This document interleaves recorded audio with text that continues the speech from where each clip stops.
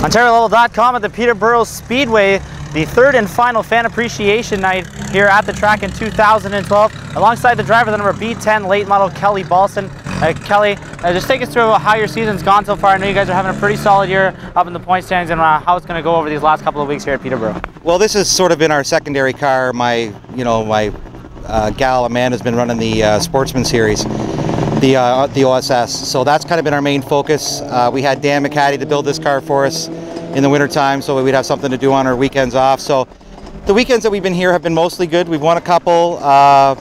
There's a lot of strong cars here. I mean, we don't have a great big car count, but there's like 5 or 6 pretty fast cars.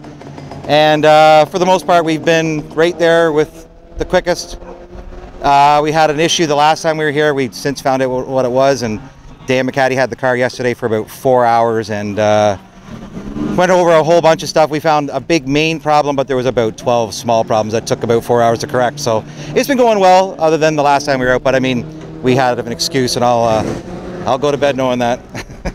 Now, last time out at the Chase for the Colors back here on July 1st, you guys had a pretty strong showing there. That got you into a pretty decent spot heading into the Autumn Colors Classic. I mean, you guys run here on your off nights, as you said, so you might have a bit of an advantage. Now, what is your goal going into that event?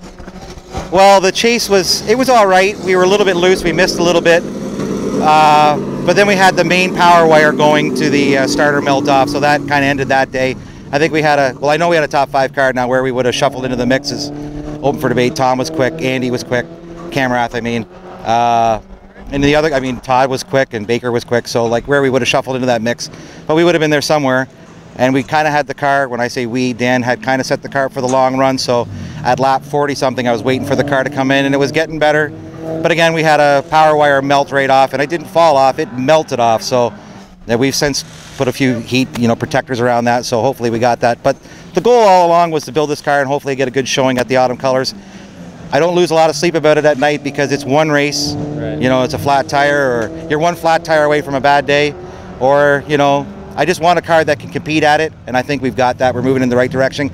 But again, it's our second car. If it was our main car and we were practicing it all the time and spending full days on it to get it better, we would be there by now. But again, it's our secondary car. It's kind of something that we do on the off weekend, so it hasn't been the focus.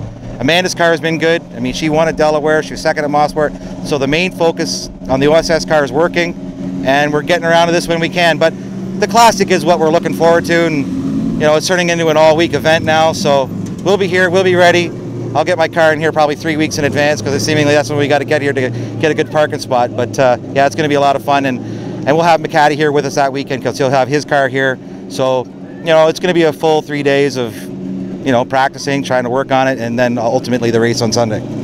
Now let's talk a little bit about that primary car in the Ontario Sportsman Series. Talk about the transition you've gone through as a driver in that series full-time last year to being the crew chief for your longtime girlfriend, Amanda Connolly. Yeah, nothing's a surprise, meaning I took a couple years off, and sometimes I got to think about the years. I've been doing this a long time now, but I think it was 08 and 09 when she ultimately won the championship here in 09. I took a couple years off just to get that done, to get her running here in the limited late model, get her to win that championship. When that happened, then it was decided that I'll go back doing something full-time. So the OSS, it was a long story, but we had a 604 crate motor kicking around that I used to run in the old Pro late model, and the OSS had changed the rules so that they would allow that 604 into their rule package. So it made sense for us. We got ourselves a McCall car.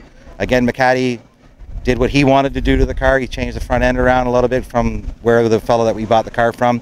And the car was good, and we had a lot of 2 successful years in that series, and then Amanda went into it. And the odd thing about that series is they weigh the car's driver out. So I always knew I was at a bit of a disadvantage. I'm a big guy, and Amanda's, half the size. So I knew when we got her into that car, we're going to save about 130 pounds, and that's a lot of weight. So I knew we were going to be a little bit better with her in the car, and it shows up. You can see it in the car. I always felt like I was a little bit down on power, but maybe I'm just a little bit heavy on weight. Well, best of luck to you today, Kelly, in your late model, and best of luck to you and Amanda throughout the rest of the OSS season. Great, thanks a lot. Nice being here. OntarioLevel.com at the Peterborough Speedway, I'm Clayton Johns.